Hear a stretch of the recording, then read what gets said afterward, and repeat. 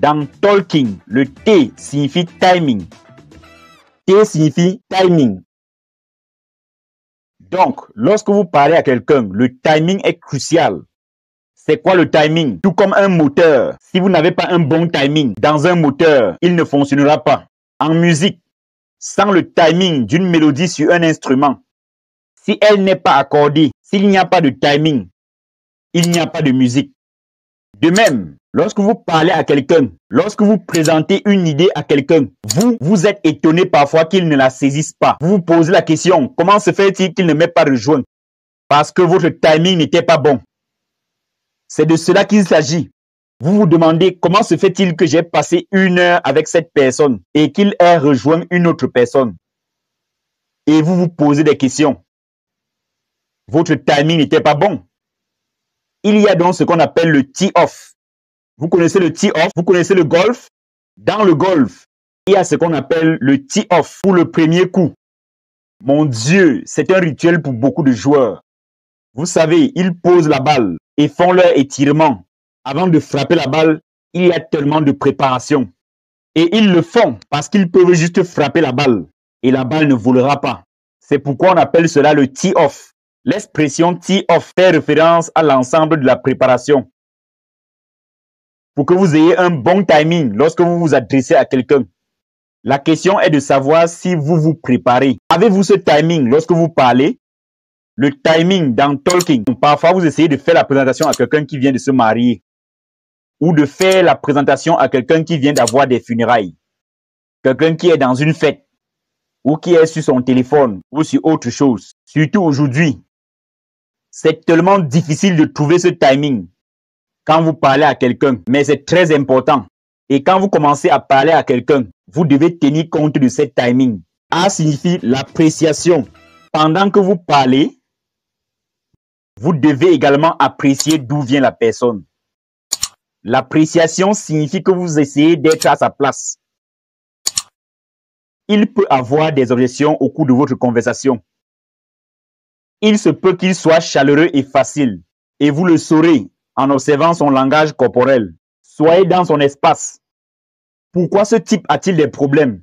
Quel est son problème? Qu'est-ce qui le préoccupe? Et essayez de répondre à cela un par un. Acceptez les objections. OK? Et intéressez-vous vraiment aux questions qu'il pose. Vous ne pouvez pas simplement lui parler.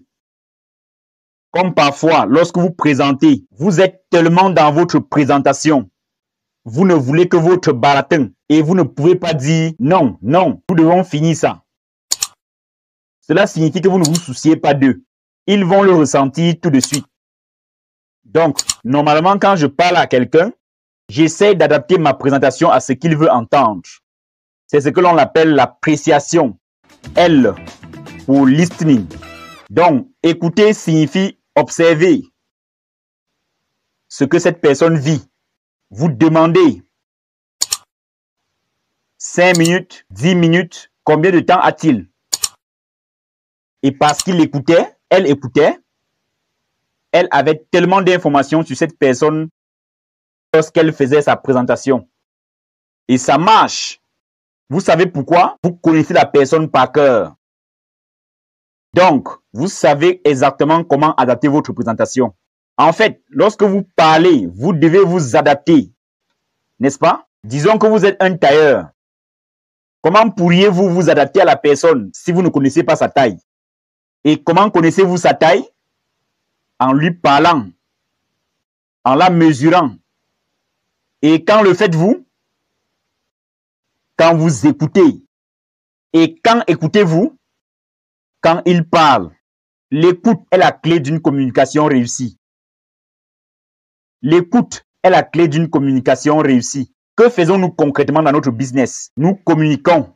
Lorsque vous parlez d'écoute, il est très important. Il est très important que vous soyez très sensible. Vous observez les gens. En particulier dans le type de business que nous faisons. Ne les forcez pas. Ne contraignez personne. C'est vraiment ce que signifie parler. Parler, c'est écouter. Vous ne pouvez pas parler si vous n'écoutez pas. OK?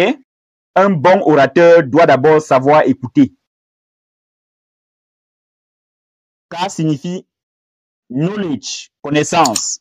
La connaissance est-elle importante? Oui. Vous devez connaître le sujet dont vous voulez en parler. Parce que la connaissance, c'est quoi? C'est votre balle. C'est votre munition. Imaginez quand vous êtes en train de parler à quelqu'un. Quand vous parlez, que se passe-t-il? Vous avez un engagement. Et cet engagement est comme une bataille. Imaginez que vous commencez à dialoguer avec quelqu'un. Vous tirez, mais il n'y a pas de balle. Vous perdez. OK? La communication est la clé du succès. Mais pour que vous communiquez, vous devez savoir de quoi vous parlerez. C'est juste le charme. Si vous savez de quoi vous parlez, vous êtes confiant. OK? Construisez sur cette base. OK? Construisez une base solide. La connaissance est donc cruciale. Les connaissances sur le plan de compensation, les connaissances sur le business, les connaissances sur le pays, les règles, les règlements, les politiques et les procédures, les produits dont vous parlez, les points dont vous parlez, tout ce dont vous parlez sous n'importe quel angle.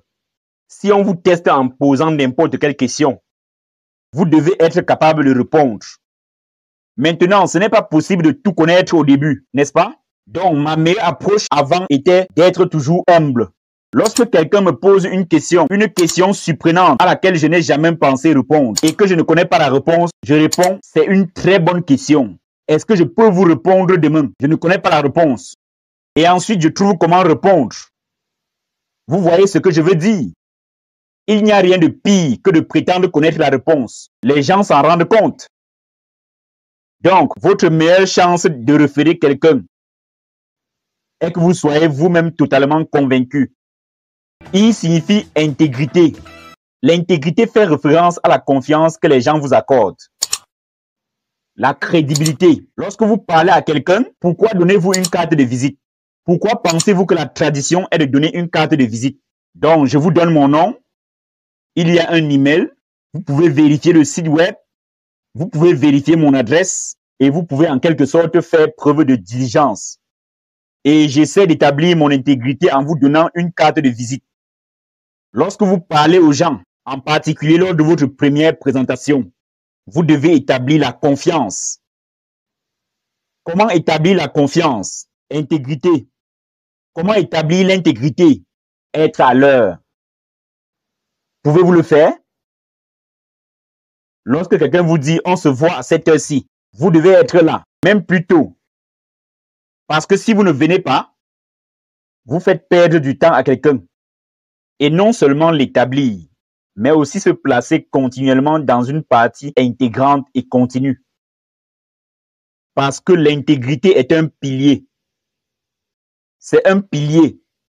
Vous ne pouvez pas réussir sans avoir cette intégrité. Votre parole doit suffire. Votre parole doit être assez. Il ne faut pas penser à court terme dans ce business. Il faut penser à long terme. Le marketing de réseau est un business à long terme. Construisez des relations de sorte que lorsque vous vendez, vous ne pouvez pas mentir. Si vous prévoyez de les revoir demain, ok? Commencez à être sincère dès aujourd'hui. N signifie need, le besoin. Vous devez savoir ce dont la personne a besoin. Trouver son besoin et y apporter une réponse. Je me souviens quand j'ai rencontré Vijay pour la première fois. J'avais moi-même des problèmes. Mon business que j'avais, les petits business que j'avais à l'époque, échouaient lamentablement. Ok? J'avais des dettes que je devais rembourser. J'avais beaucoup de problèmes. Ok? Concernant l'argent et les choses de ce genre. Et la première chose qu'il m'a promise, il m'a dit, Japa, faisons ce business. Et je te promets que tu pourras rembourser tes dettes. Je t'aiderai à les payer. Et c'est exactement ce qu'il a fait. La première année dans le business, je n'avais plus de dettes. Donc, si vous voulez être un upline, ce que vous êtes, je m'adresse à vous tous. J'attends de vous que vous soyez des uplines, que vous soyez des leaders. Vous devez connaître les besoins de vos downlines et y apporter des réponses. Parce que vous savez, nous avons tous oublié le pourquoi. Nous avons tous oublié le pourquoi. Pourquoi nous faisons certaines choses. C'est d'ailleurs pour cela que nous avons pensé à cette mission que nous avons. Rhythm. Élève ta personne pour aider l'humanité. Donc, quand nous avons commencé ce business, ce n'était pas du genre, hey, cherchons de l'argent. Non. C'était, hey, faisons Rhythm. Élevons-nous, soyons des leaders et aidons l'humanité. C'est à peu près ce qui s'est passé avec Cunette. Et enfin, la lettre G, qui signifie giving, donner. Que donnez-vous? Votre temps. En parlant, essentiellement, vous donnez votre temps. Vous ne donnez pas d'argent, mais le temps que vous consacrez à votre interlocuteur. C'est la plus grande valeur. Lorsque vous parlez à quelqu'un, ce que vous faites en réalité et ce que vous devez faire, c'est planter une graine et de la transformer en un arbre qui portera des fruits. Et le fruit de cet arbre, c'est ce qui est à côté. Vous voyez ce que je veux dire? La richesse, l'argent, tout cela serait un sous-produit du fruit et quelque chose que l'on pourrait donner, quelque chose que vous pourriez partager, quelque chose que vous pourriez donner à votre église ou à une œuvre de bienfaisance ou donner à un orphelinat, tout ce que vous voulez, tout cela dans un but plus important. Vous voyez ce que je veux dire? Mais cela doit commencer par nous et c'est là que le service entre en jeu. Vous voyez que nous avons beaucoup de in-service. Ces in-service sont vos uplines. Ils ne sont pas payés pour servir. Ils viennent ici de leur plein gré. Pourquoi? Parce qu'ils apprennent qu'ils doivent donner en retour à leur downline. C'est ce que signifie le terme service. Donner du service ne signifie pas donner de l'argent. C'est donner son temps, vous mettre à l'aise, en veillant à ce que vous puissiez également apprendre ce qu'ils ont appris, pour que vous puissiez perpétuer la même façon. Donc, nous voulons donc que vous soyez éduqués. Nous voulons que vous éduquez les autres. C'est notre business. Notre business consiste à éduquer les gens.